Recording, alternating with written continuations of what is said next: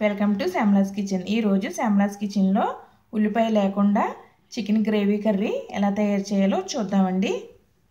ముందుగా చికెన్ ని శుభ్రంగా కడుక్కొని ఉప్పు వేసి నీళ్లు పోసుకొని ఒక అరగంట సేపు నానబెట్టుకుంటే మనకి చికెన్ చాలా బాగుంటుందండి। ముక్క ఉడికేటప్పుడు టేస్ట్ బాగుంటుంది అలా చేయడం వల్ల।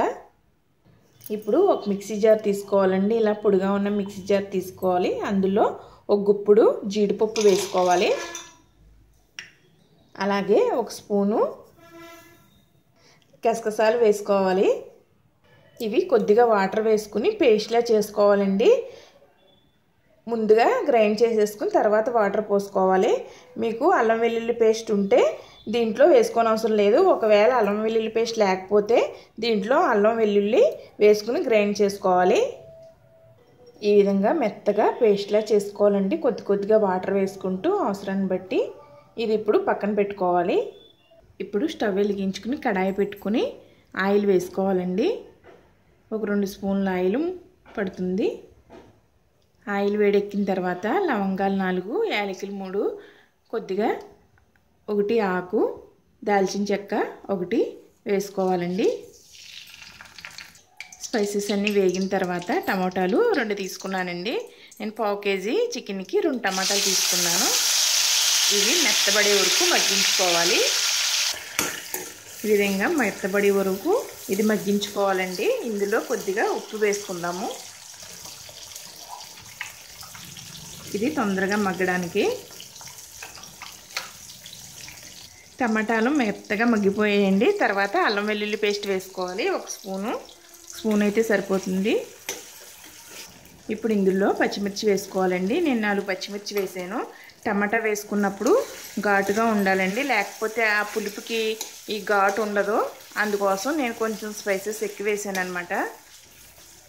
ఇప్పుడు కొద్దిగా ఒక స్పూన్ పెరుగు వేసుకుంటే బాగుంటుందండి। 1 కానీ 2 కానీ వేసుకోవచ్చు పెరుగు। ఇప్పుడు ఇది కూడా గ్రేవీ అంతా బాగా ఉడకాలండి। ఈ పెరుగు, ఈ పచ్చిమిరపకాయ ముక్కలు బాగా మగ్గిపోవాలి। గ్రేవీ అంతా చక్కగా మగ్గిపోయిందండి। ఇప్పుడు ఇందులో చికెన్ వేసుకుందాము। నేను ఇక్కడ 1/2 కేజీ చికెన్ తీసుకున్నానండి। ఇప్పుడు పైకి కిందకి అంతా కలిసేలాగా కలుపుకోవాలి। ఇందులోనే 1/2 టీ స్పూన్ పసుపు వేసుకోవాలి। అలాగే 1 స్పూన్ కారం కూడా వేసుకోవాలండి।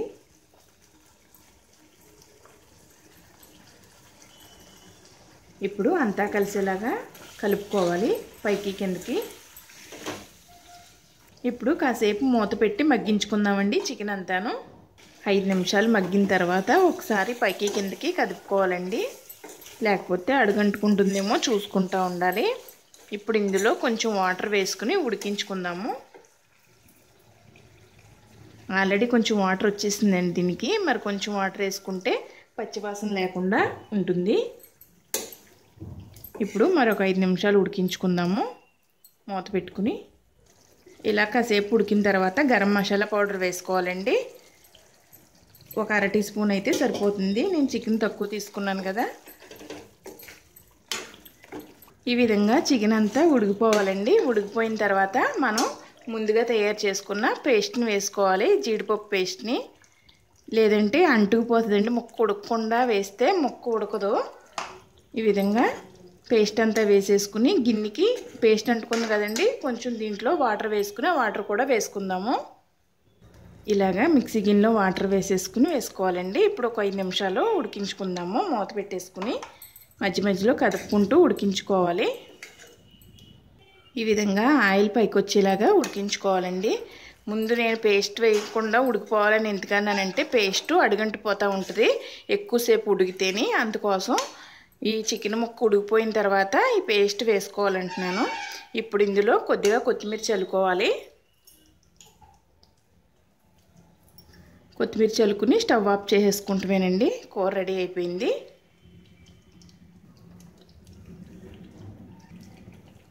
ముందుగా కొద్దిగా ఉప్పు వేసాను కదండి, తర్వాత వేయలేదు, ఇప్పుడు వేస్తున్నాను। ఒకసారి వేసుకుని కలిపేసుకుంటే మనం సర్వ్ చేసేసుకోవచ్చండి। మధ్యలో వేసుకోవాలి, నేను మర్చిపోయాను, కొద్దిగానే పట్టిందండి, ఆల్రెడీ మనం టమాటాలు మగ్గినప్పుడు వేసుకున్నాం కాబట్టి। ఫ్రెండ్స్, ఉల్లిపాయ లేకుండా చాలా టేస్టీగా గ్రేవీ కర్రీ రెడీ అయ్యిందండి. చాలా బాగుంటుంది. మనకి రోటీ, చపాతీ, రైస్, బిర్యానీ ఇలా దేంట్లోకైనా చాలా బాగుంటుందండి. జీడిపప్పు వేసుకోవడం వల్ల చాలా ఎక్కువ గ్రేవీ వచ్చిందండి. చాలా బాగుంది గ్రేవీ. ఫ్రెండ్స్, ఈ వీడియో కనుక మీకు నచ్చినట్లయితే please subscribe my channel. Share చేయండి, లైక్ చేయండి, కామెంట్ చేయండి. Thank you for watching.